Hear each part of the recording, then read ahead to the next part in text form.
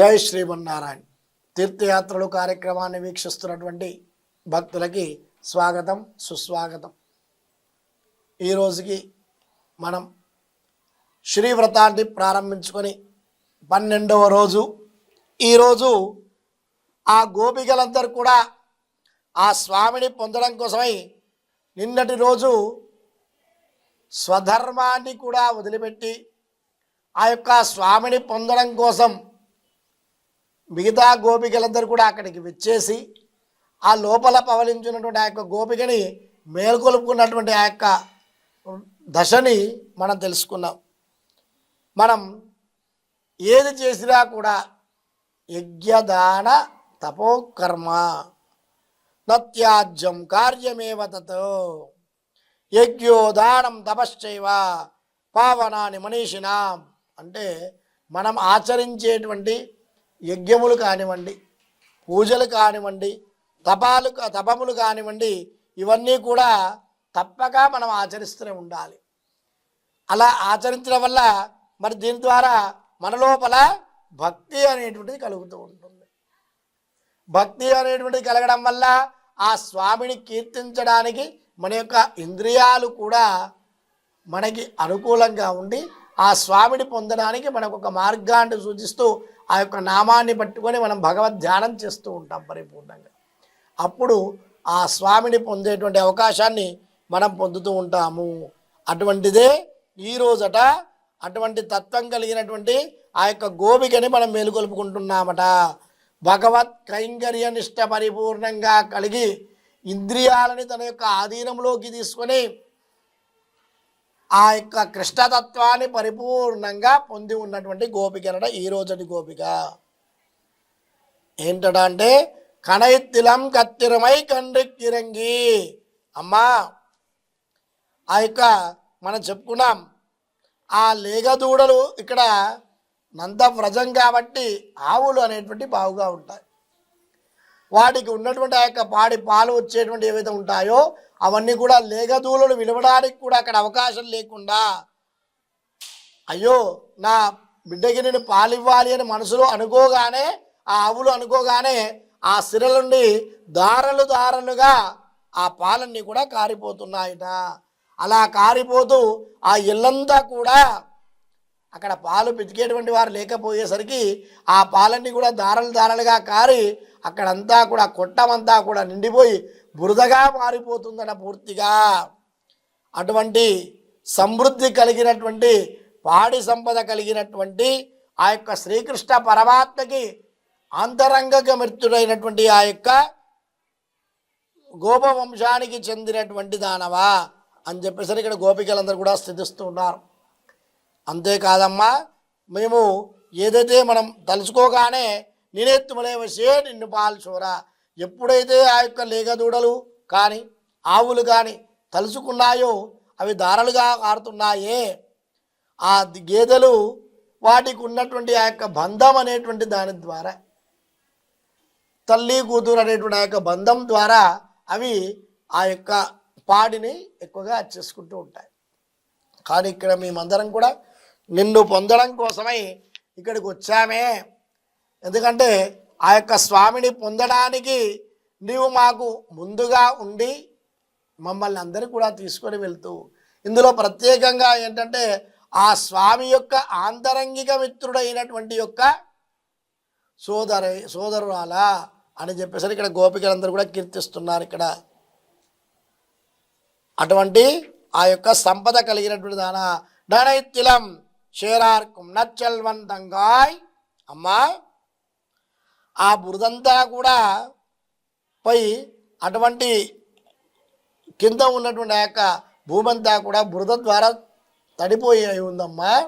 అటువంటి ఆ యొక్క వంశంలో జన్మించినటువంటి దాన, అంతటి సంపద కలిగినటువంటి దానం. ఏదో ఒకటో రెండో కుండలు నిండడం అనేటువంటిది మామూలుగా ఉండేటువంటిదే, కానీ ఇక్కడ కుండలు అనేటువంటి నిండుతూ ఉన్నాయి. అంతేకాకుండా అన్ని గోవులు, ఎక్కువ గోవులు కలిగినటువంటి ఆ యొక్క సంపద పూర్తిగా కలిగినటువంటి దానము. ఆ సంపద అంటే ఇక్కడ ఏంటి, మనకి ఒక ధనం అనేటువంటిదే సంపద కాదు. భగవంతుని పొందేయడానికి మనకి అనుకూలమైనటువంటి అన్ని విషయాలు కూడా సంపదతో కూడుకున్నటువంటివి.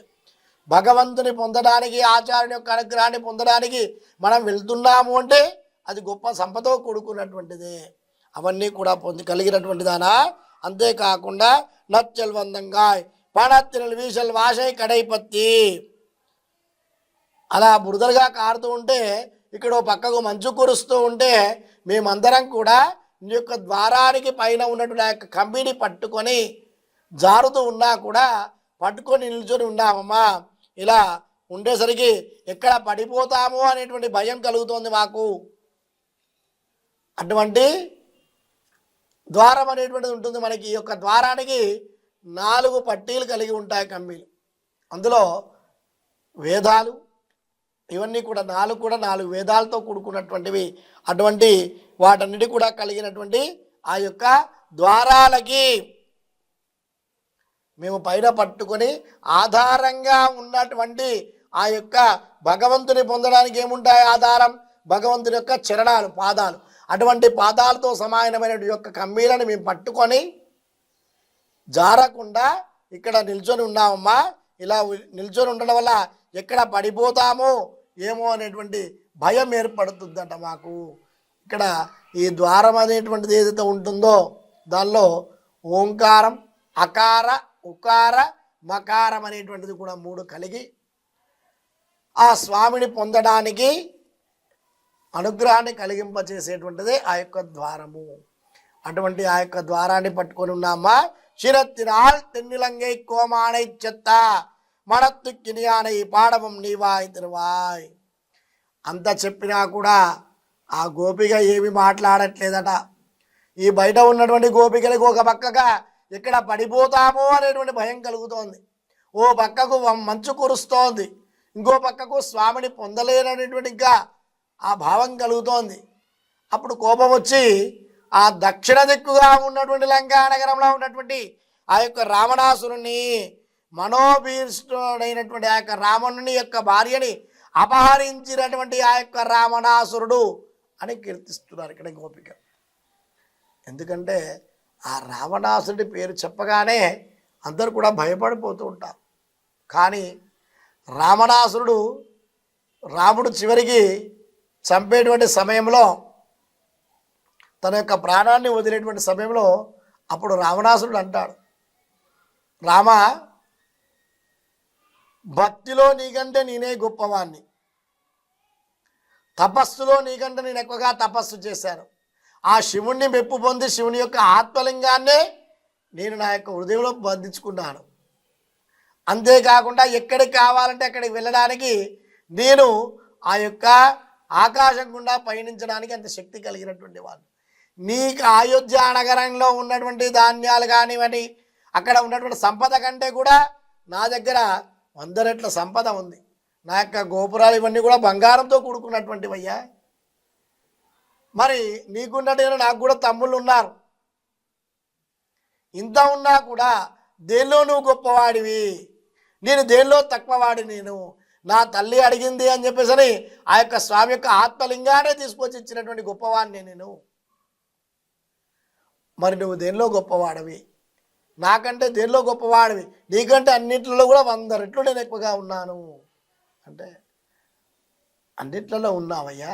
అహంకారం అనేటువంటిది ఒక్కటి నీ లోపల ఉంది. అలా ఉండి ఒక స్త్రీని చెరిపట్టావే, అదే నువ్వు చేసినటువంటి తప్పు.